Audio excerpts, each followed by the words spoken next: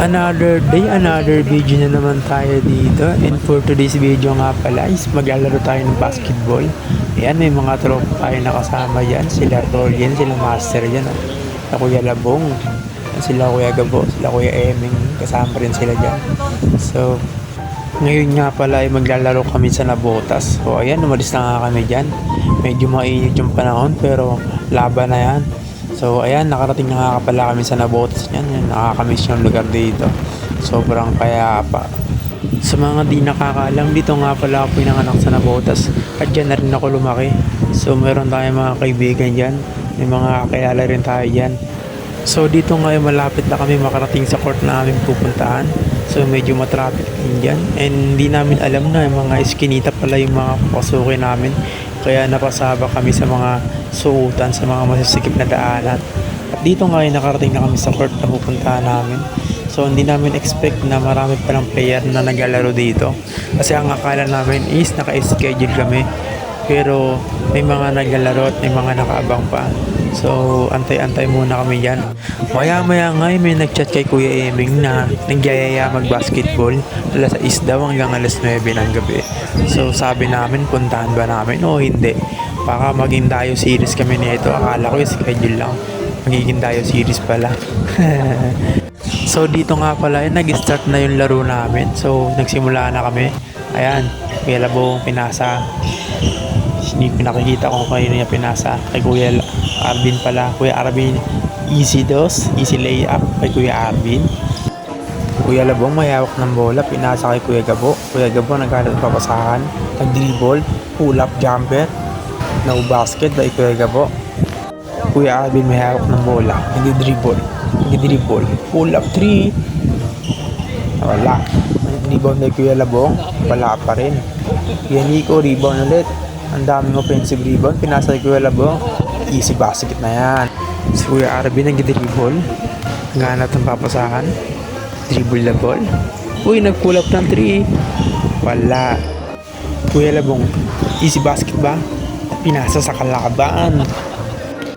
Kuya Labong ulit may hawak ng bola. Pinasa kay Kuya Arvin, dribble the ball. Pull up, fake pala. Pinasa sa akin, foul ka dyan, boy. Kuya Gabo, 4-3. Sablay. Na-rebound ni Master. Sablay pa rin rebound ko. Naagaw ng kalaban.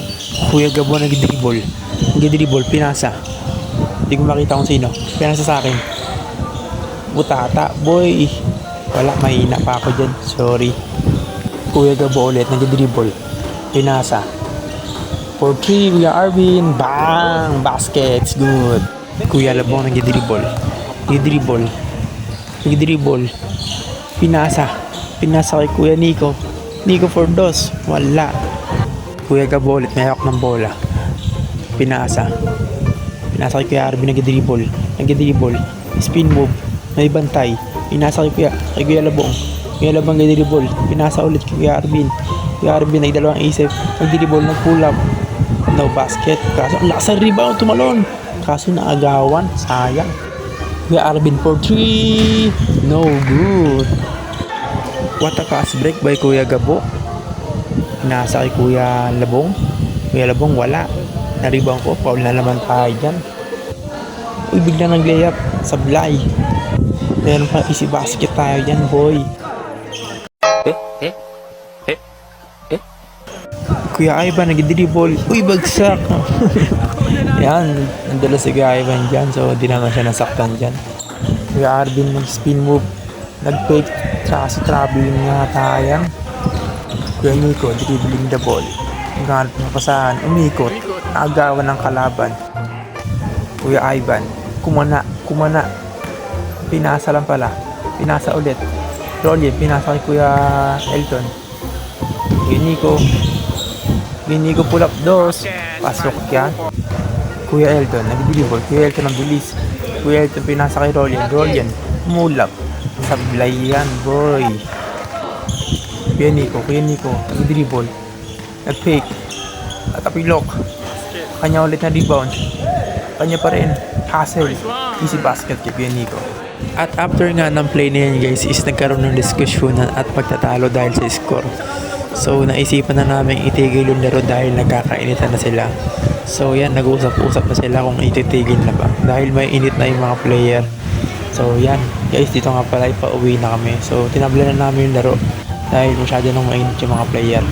So yan, medyo traffic pa nga dito. So pagka ganun guys na nagkakainitan na, mas maganda na magpakumbaba. Sabi nga sa Ephesians 4 verse 2 hanggang 3, be completely humble and gentle, be patient, bearing with one another in love, make every effort to keep the unity of the Spirit through the bond of peace. So yun guys, nice game nga pala sa mga nakalaro natin at nakasama natin dyan sa court kanina. Always play safe lang and mag-ingat palagi. So hanggang dito na lang ulit tayo. Maraming salamat and God bless.